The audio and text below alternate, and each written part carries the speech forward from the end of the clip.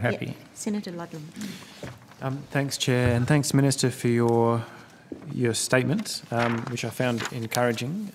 Can you just update us maybe on your intentions? I understand that you are proposing to visit the country in July. Can you give us a bit of a sketch of what your itinerary is likely to look like and the purpose of the visit? Yes, thank you, Senator Ludlam. It'll provide an opportunity to look at Australian aid projects and to talk with the government about, among other things, the desperate plight of the Rohingya people, and of exploring with the government their plans to overcome this unhappy period dominated as it is by religious ethnic tension. Human Rights Watch, and your own language has been fairly strong this afternoon, Human Rights Watch has described what is occurring in that part of the country as ethnic cleansing. Is that an assessment that you'd concur with? I'd need to take the advice. I want to be careful in using terminology like this. I only want to go as far as the evidence allows. I don't want to risk sounding strident. I want to be emphatic but not strident. I'd need to take the advice of our ambassador before I settle on that language, if you don't mind. It would appear to meet the basic criteria for that language without risking stridency, Minister, but maybe we'll put this to you again after your visit. And perhaps you'd like to take that on notice. If there is a simple definition that you feel you would be comfortable with, then you'd be welcome to come back to the committee. Given the recent violence against this community, will Australia consider reimposing the sanctions, or selectively perhaps rather than a blanket sense, or adopting the United States administration's approach of determining trade and other relations with Burma on a case-by-case basis? I don't think we can condemn people of this country as a whole to continued poverty so bad that children can't complete primary school. Half the children can't complete primary school. Poverty so bad that I think half the youngsters born suffer stunting. The only way of helping them haul themselves out of this wretchedness is through economic growth, through economic development. Bear in mind that our sanctions were not directed at the people. Our sanctions were bans on travel by members of the regime to Australia. Is still the case for some of them, is it not? We still maintain a travel ban on... I think it's all been lifted. No, there's still a travel ban on a cohort, I believe. On yes. Who? On some. We've restricted the list somewhat.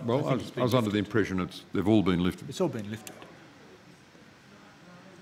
There may be some designated human rights. We'll check that out. Yes, whether there are designated human rights as they've been lifted, except offenders. Maybe for certain, perhaps specific people in the military. Yeah, that's my understanding. Well, that's what the Senator's implying. So yeah. We'll check that out. Yeah. But I would stop short, certainly at this stage, of talking about a reimposition of sanctions. So what kind of diplomatic leverage can we apply? Well, it's a challenge that is always here when we talk about human rights. We're attempting to influence the behaviour of in this case, not a national leadership as much as a whole society, whole racial groups, who for a long time, a very long time, for decades, maybe hundreds of years, have expressed prejudice against a religious and ethnic minority. Has the Australian government called on, or would you commit to calling on, the authorities to provide safe and unhindered humanitarian access for UN agencies and international and national humanitarian organisations for all affected populations, including to detention facilities in Rakhine State?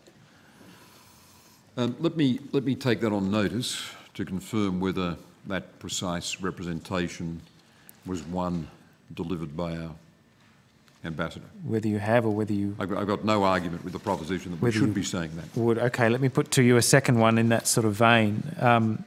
To put to the Burmese authorities to use the Bali process to forge a regional consensus to protect the rights of Rohingya fleeing by boat and to press ASEAN to adopt that consensus? I mean, there's a large number of displaced people already who have fled the areas of violence. Is that a proposition that you're also willing to accommodate? I'm happy to explore that with my officials, but I understand that, to take one ASEAN nation as an example, that Malaysia has extended hospitality to Rohingya asylum seekers, and their plight was such that the Foreign Minister of Indonesia, Dr. Natalegawa, visited Myanmar to press concerns. So ASEAN is alert to the very serious human rights implications here. Senator Carr is exactly right. In Indonesia, there is significant concern about the situation of the Rohingya, and they would like to do more in conjunction with other ASEAN partners. And as Senator Carr also says, there are significant Rohingya camps or populations in Malaysia. So this is seen by the people certainly in Malaysia and Indonesia as a significant issue for them within the ASEAN context. I'm just wondering what interventions, if any, Australia has made in that context, but you've offered to take that on notice. Yep. Okay. Do our diplomatic officials or our mission in the country have uninhibited travel to affected areas, including to internally displaced person sites, to camps? My impression is that they have travelled extensively But in these areas. Yes, you have to seek permission, so they do get to travel, but it does require permissions. Yeah. And you have to seek those from central and local authorities. So when was the last time our permissions are ambassador, required. Ms Malls, I visited that believe part the of the country? ambassador was last there in March. I'll just confirm that. Yeah, I'll get that on notice, but I believe from my earlier reading of the notes that our ambassador was last there in March.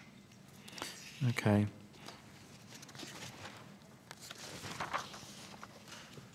I've got a number of other questions on Myanmar, but I understand Senator Rhiannon might have some also on the Rohingya. Is that?